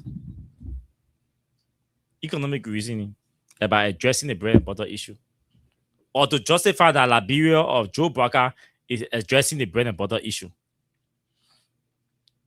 Gaffan says, let's assume his ABC reasoning, his ABC example. He said, let's assume that a contractor is working for daily wage. Daily wage means all the things when you're working for Austin and Khan Construction Company, for example, in the Southeast. And then maybe you came on vacation, go to visit your mom or your pa, or you're working in Austin and Khan Construction Company, and you have to go to the Southeast, Maryland, to visit your mom. And the NTA put the road back. Interchangeably, the road is back. So but for now, NTA buses started going there. It means the road is better. So if you used to pay $1,000 as a daily wage earner, if you used to pay $1,000 to go to Maryland because the road was bad, and now you are paying $500 to go to Maryland, Gaffan's reasoning is that he has addressed the bread and butter issue from the balance left on your transportation fare. Gaffan's reasoning is that the amount you save, the $500 you save on your transportation fare, is supposed to represent the government addressing your bread and butter issue. Now, Gaffan there. Now, how many persons go to them? How many persons? How many daily hires go to Maryland or the Southeast to visit their parents. So, I mean, how many persons will save to settle that bread and butter issue? What kind of sense is that, Gafan? What kind of sense is that? So what's about the people that travel to the Western region that do not have to contend encounter barriers? What's about the people that are traveling between Nima and Mosi Ralo that do not have to encounter barrel? That you don't care about their own bread and butter issue. So Mosi Ralo, Bassa, Bong, Magibi, Nima, Lofa, they don't have bread and butter issue to address. So you take a situation in the Southeast and use it as an analysis to address or represent all the situations that are supposed to deal with the bread and butter issue in the country. The situation confronting people in the Southeast is different from the situation confronting people in a let me use income earners. The situation confronting income earners in the Southeast is different from the situation confronting income earners in the Northwest, and similar to the situation similar to the situation confronting income earners in the Western region and in Central Liberia. So that's why I said economically that analogy is flawed, fundamentally flawed. Because that makes situation can't apply to my situation in Moravia that don't have bread and butter on my table. That's the first thing. The second thing government needs to understand is that when we say bread and butter, we say go buy physical bread and go buy physical butter. And take the butter, you open the bread or you slice the bread and put the butter inside, you give it to people to eat. Bread and butter is a representation of the job or the economic condition you created for people to work and earn decent wages. The decent wages they earn will be able to afford them to pay for goods and services that they desire, or goods and services that will meet their economic needs or their economic desires. That one people say the bread and butter issue. It means take money and give it to somebody. It means somebody will go, somebody will pay, somebody did it hire, go got that money, that $5,000. This though they're supposed to pay 1,000, but instead of paying 500, then the money they save, then it means that economic, or that it means that bread and butter issue address. No. And you have to stop that, government. You have to start sounding like a comedian. You're sounding too much of a comedian these days. If you want to be the latest comedian in the country, just say it to us. We'll start calling you comedian Gafan. They see who can call Jose Dean, comedian Jose Dean. We'll start calling you comedian Gafan because you sound like a complete comedian in this analogy. Bread and butter issue. It requires, our labor standards require, firstly, that Liberians, your citizens, first, you as the government, you should be able to create the conducive environment that will create jobs for people to be able to address their bread and butter issues. The bread and butter issue is not restricted to only food. It applies to education. It applies to health. I would say basic social services. You need medication. You need education. You need shelter. When you're in a hole, you gotta eat. So how come we want to reduce bread and butter issue to only food going in people's stomach? You need clothes. So when we are listing your economic needs, it means when you say you need something, it means things that you as a human being cannot go without. That's why I tell people, don't tell me, say, I need rest to survive. I don't need rest. It's not a need. I don't need rest to survive. But we all need food to survive. So when you're listing your needs, you get put rest there. From the economic standpoint, you put rest among your needs, I will stretch it out. You don't need rest. No Liberian needs rest. Yes, you want rest to eat, but there are alternative goods that can satisfy the same desire that rest will satisfy. So you don't need rest, but you need food.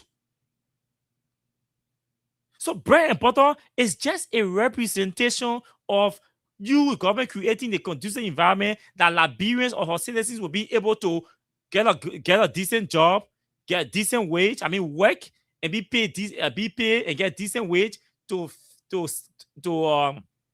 shoulder their basic responsibility. What are the basic responsibility? You need shelter. You can live without shelter. That's a need. You can live without clothes. You need to wear clothes. You can live without food. You need food to survive. That's a need. You can live without water. You need water to survive. You can live without medication. You need medication to survive. You can live without education. It's a need. In fact, it is a right. Well, that formal education, informal or skill, you need it to survive. So those are basic needs or essential needs. How do they get it? How do they meet their needs? You did about the first thing I said, how did he get the transportation? Did he beg for the transportation? Let's use Gafan's analogy. Gafan's analogy is that he's a daily hire. Is that a reliable job? No. Daily hire is not reliable. Maybe that 1 month job contract he get, or 2 months contract he has, or 3 months contract he has. How much is he being paid? Is a wage satisfactory? Is the wage within the requirements of our labor laws? These are questions that we're supposed to be answering.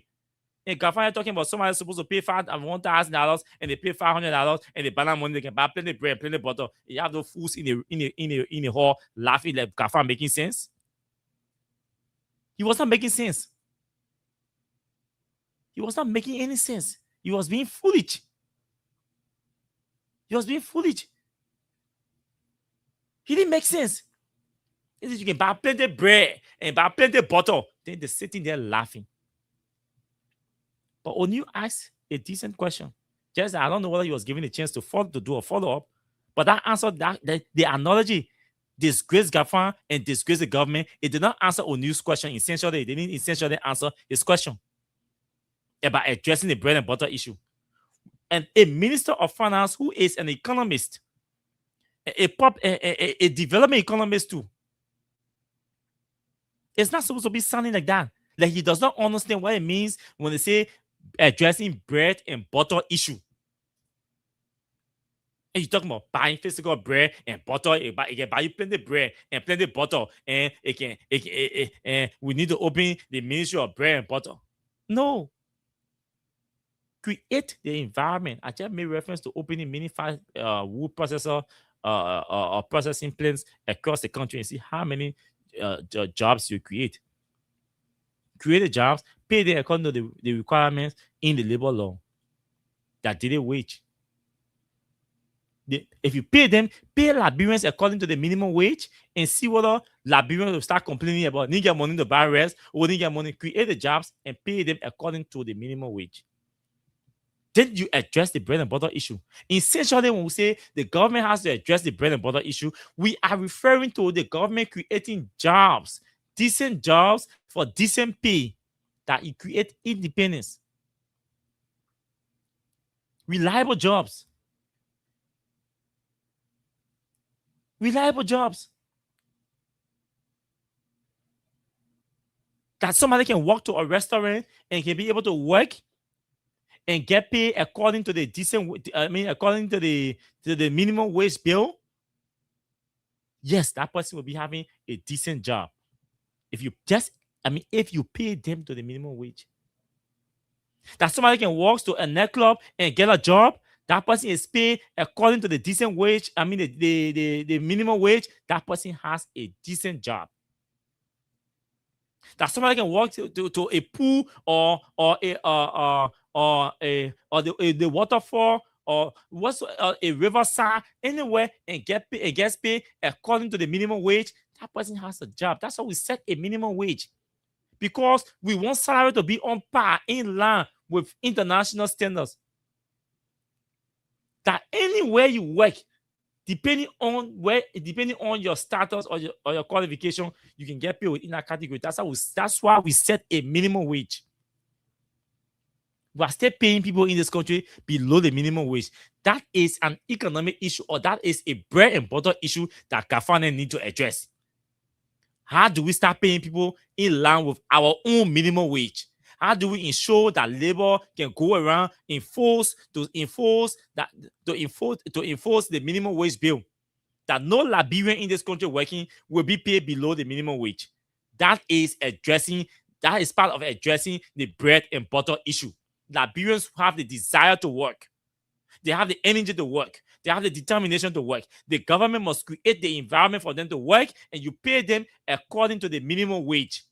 That is addressing the bread and butter issue. Addressing bread and butter issue does not mean divide rest or bring rest price down, or buy rest or buy bread and buy butter and put it inside. That's not how you address bread and butter issue. That's not the inclination of addressing bread and butter issue. And GAFA is supposed to know this.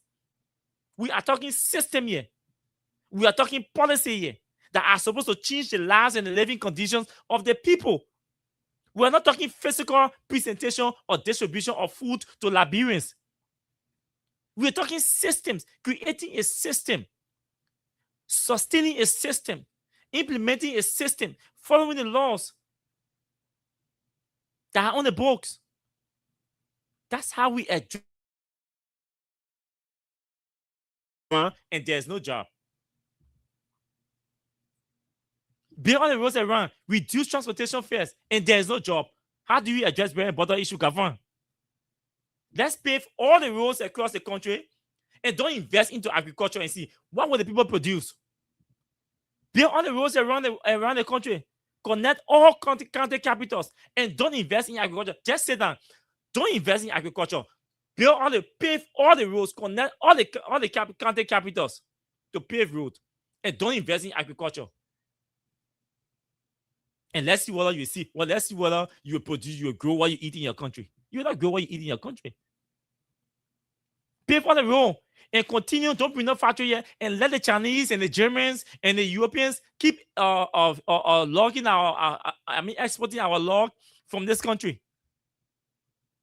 Yeah, pave all the roads and let the Chinese and the Europeans keep exporting our logs from the country. Don't create no employment opportunity, and see whether you will address the bread and butter issue. Pave all the roads and let all the companies that have mineral development agreements in this country ship all our iron ore. Don't create no processor, no processing plant here. Don't create no refinery no gold refinery. Don't create no iron ore refinery in this. The bread and butter issue when all the roads are paved. That's why I said I agreed that the paving our roads, yes, paving road is an essential part of addressing the bread and butter issue, but it depends the factors associated with paving the road. What do you have in the Southeast? That if you pave all the roads and then Liberians bread and the bread and butter issue will be solved for Liberians. You pave all the roads? You will not need any daily hires again. How do you shift or redefine the skills to have them integrated into the work environment? When all the roads are paved, the need for daily hire will drop. Where do you resupply them? These are economic issues that GAFA is supposed to be talking about and supposed to be understanding. So we assume that we pave all the roads, we connect all county capitals. The demand for daily hires will drop. So GAFA will not be able to even use that daily hire example anymore, because the demand for daily hires drop. Why? Because we have paved all the roads, we have connected all county capitals. All of our major roads are paved. So after 5 years, what do you do with daily hires? How do you reintegrate them? How do you redefine them? How do you resupply them? How do you use them? How do you use them? So they become useless. There will be no need for them again. But we have to redefine their professional or career path to have them integrated into the job market. This is a routine. It's going to be a routine because there will always be need for certain skills, and demand for certain skills will drop interchangeably, depending on your progress, depending on your growth. Now people need daily hire because we're building roads. There will come a time where all of our major roads will be connected. We will not need daily hires as the demand for daily hires will drop. What do we do with them who only depend on this daily hiring stuff to earn something to eat? Agriculture. What are we investing in agriculture? What are we investing in palm oil production? People manage our palm in the southeast and shipping them into Ivory Coast. They take it to Ivory Coast, refine them, produce a different type of oil. We go and buy the oil that is refined in Abidjan and import them to our country. Why can't we bring the same machine the people using to refine our oil and start manufacturing or refining our own palm oil and into alcohol oil and different oil and start shipping them? Ghana, over 90% of the Ghanaians eat. They are manufacturing them. Nigeria is not able. Nigeria, don't go there. I don't know. As I speak, I don't know what Nigeria is not producing. Maybe that ship and plane that I'm not researched on yet. But consumables, goods and services, Nigeria is producing everything, goods and services. Everything local. They didn't go begging. When they learn, they gain experience, they started importing the same machines to their countries and started manufacturing, started producing. We can do the same, but we lack the political will to do so. So we prefer allocating $600,000 towards $600,000 over a period of 3 years towards a project that costs $20 million that will never be completed. And we think we have made a sound economic decision. Baka is talking about establishing new ministries and agencies. But he said he was going to cut down the government. He's talking about establishing over 3. He just established a tourism authority. He's talking about establishing the Planning and Development Commission.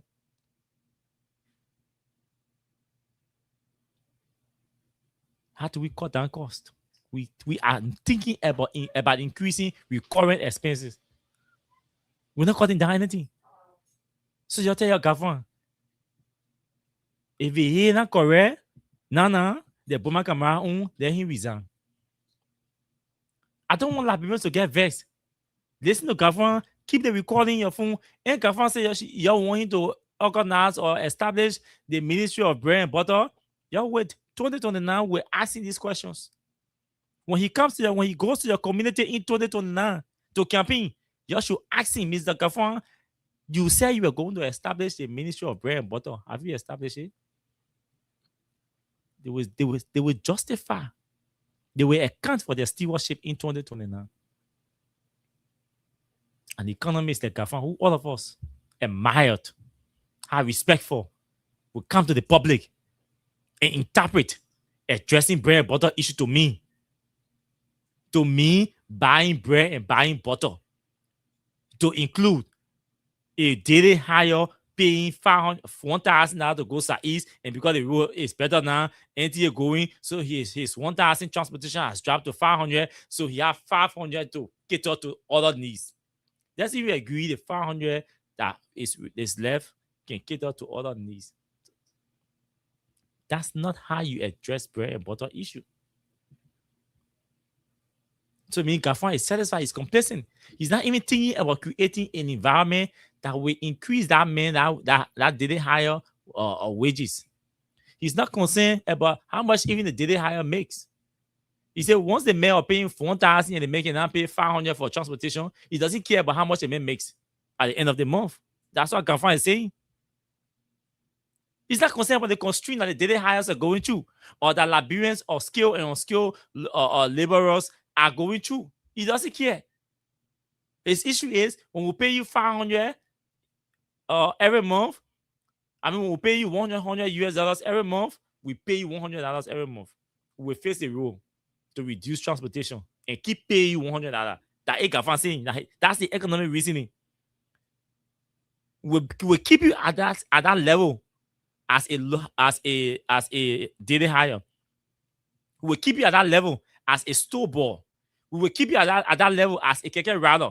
We will keep you at that level as a motorbike rider.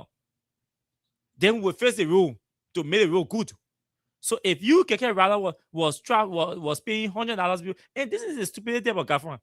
You only concern about one side of the chain, the economic, the value chain. One side. What about the side of the tested driver or commercial drivers that will be losing?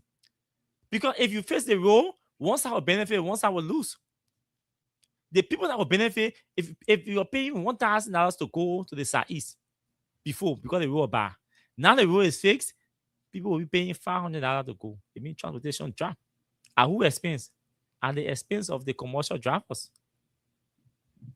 But they already set and plan their income, their expenditure within their income. It means they have to adjust because he paved the rule. So how do we accommodate them? We ostracize them from the society. They're not important, right? How do we? So you think you'll be addressing that bread and butter issue too? The man who is losing $500 on his transportation fare, the commercial driver that is losing $500. You think, how will you address this bread and butter issue? You pave the road from Broadview to Douala. We pay $100 in keke from Broadview to Douala. The transportation fare will drop because no traffic to $50, $60. That keke man will put maybe $1,000 every day. How do you address his bread and butter issue when his income has dropped? You have to look at it from both sides of the chain. Because one side is benefiting, another side should be benefiting. There should always be an equilibrium. One side can be benefiting, then the other side not benefiting, the other side losing. There's no balance here. That government has a responsibility there. You're talking about addressing economic, or bread and butter issue. So the keke man will go put there or pack that keke. Because they didn't get the money again. How do you address the issues? When you run to the gasoline price and drop gasoline price, then you address that own issue too. Yeah, even though the price of transportation drop, we were charging 100, but now we're charging 50 because the road face. But the price of gasoline has dropped. So we're not buying gas at the same rate too. At the same rate now. Then you have adjusted to accommodate those commercial drivers. This is the technically complex economic issues, macroeconomic issues that GAFA is supposed to be talking about and addressing, speaking as an economist. When you talk on the side, you can't talk on the side. Then you strike a balance or an equilibrium, then you make sense. Economically, you make sense. But you decide, when you choose to be political, you always sound like a fool. Let me just take 5 minutes to take calls and then we'll go home. 0776 104 104 0886 500 104. These are the numbers to call. Let's talk quickly. 30 seconds each. We can take it. If we reach 30 seconds, I'll cut you off and take another person. Let's take 6 calls and then we'll go home. This person is our first caller. Let's talk and go home. Good evening to you. Yeah, good evening, Austin. Let's hear you. 30 seconds. Yeah, Chris, Marcus, one calling from New Jersey. No. Gafa know all I want. When you are getting cheap to win the Liberians, you are getting cheap, and he forgot to know that the planning and development for finance, he is responsible for the bread and butter. He's supposed to provide jobs for us. Then we will be able to address the bread and butter issue. So you were just insulting us. You knew what you were saying. You were giving Liberian chick. You are being rude. Thank you very much. God's help. Go ahead. Thank you, Austin. 30 seconds. Let's hear you. Yes, my question here is Minister Gafwan an economist or an accountant? Because if he's an economist, then I assume that he must have done economics, development economics, and must know what it is to be talking about addressing the bread and butter issue of a country as Liberia is. I think he was just being sarcastic, giving rude talks to the people who made him to become finance minister, and that is not fair. Thank you. I would have said the same that Mr. Gafwan was just being sarcastic. Had he not gone into the, or had he not drawn the analysis or the analogy of the daily hire, That whole did hire analogy made it to look like Gafon was not being sarcastic. It was a mixture of sarcasm and wrong or bad or terrible economic reasoning. Hello? Yeah, Austin, how you doing, my son? I'm fine, Masisi, go ahead. Yeah, thank you for the show. This is Masisi from Clarence County, Republic. No, I want to ask Kafwan, you think I want rule and American? Kafwan. This is Masisi. You think I want rule and American? 2023, I want you voting. You can all the place that persevere, the people in that they are suffering. You brought Brian today, you battled the other country, you brought Brian to tire suffering. You brought Brian for. And now you brought Brian to tire suffering. Cappy, and now you give me the pen for teacher of open bread factory and put water inside and open bread ministry. But for the night coming, Kafwan. I put I'll read that day and see that day coming. And I pray I read that day, Kafwan. You can. I will show that on your face, you know. Thank you. Thank you very much. Thank you very much. Next person, let's hear you. Thank you. Austin, this is Edmund Carr, and I remain a visually impaired. 30 seconds, let's go. Yeah. You know, what is giving you the party hard time is that every time when they want to respond to opposition, they feel that it should be rude. But that response that he was giving, now you didn't even know that he was not going to come in. He was talking to the Nigerian people, because come in still looking for bread. When you're talking about bread, they say you should go open bread factory or store to divide bread on people. But creating the every environment, what is the purchasing power? The data analysis here was given.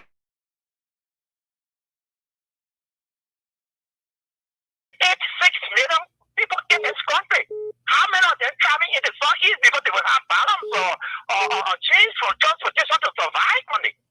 That's a poor and raw analysis of the prevailing situation that he gave. And I know days to come, Kafwan will flip-flop again, funny blame, trying to apologize to the Liberian people in a different form. Watch it and see. That's Kafwan right there for you. Thank you. He not asking anyone the other day. See me was asking you to pray for him. Now you don't telling you more bring bread, more establish bread and butter ministry. You still can't call you again to go pray. Hello. Hey, Austin, how you doing, bro? I'm okay. 30 seconds. Let's hear you. Opposition Monteter calling for counter. Go ahead, Monteter. Let's hear you. Yeah, Mr. Austin, I just want to tell you, the people that shame on them. They are 100% shame in lack of war. They don't know what to say. Kafwan, you are competing there. For 2029, we're getting ready for them. So I gotta say. Thank you. Fifth caller, go ahead. Yeah, hello? Hello, 30 seconds. Let's hear you. Yeah, don't put it in no more. I give rejection on set up on some sick. You know, after the operation. That offer the headache. You come to me, Okay. What happened in the other redemption? yeah, I see you on operation. You know, okay, I want for you to help me. Okay.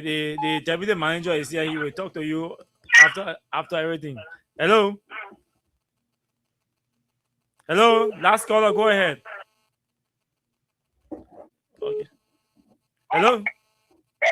Good evening to you. 30 seconds. Yeah, our last caller. Let's hear you. Yeah. I praise God on the last one.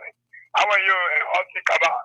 God is good to us. Okay, you know, I blame Kafwan, man.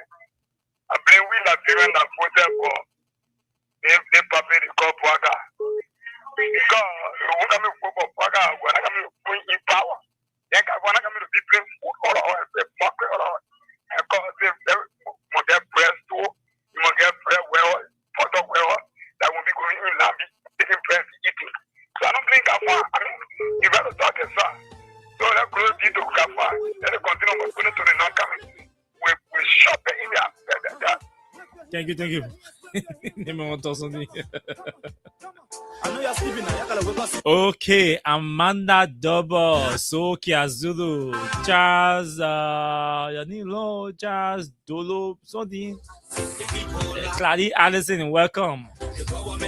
Thank you for following the show. District 16 Youth League, Alice Kekula, Jolo. It's good to have all of you tonight. It's good having all of you tonight. Tonight is the last edition of the show, and we shall be back here on Monday by God's grace. But until we see you on Monday, do have yourselves pleasant moments in your respective areas. I'm leaving you in the hands of the pre-wedding anniversary celebrant, Windia Nimle. My name is Austin Kawa. Baba. The thing we saw, it frustrates us. So why does you lie? Why does you steal? Why does you allow that citizens to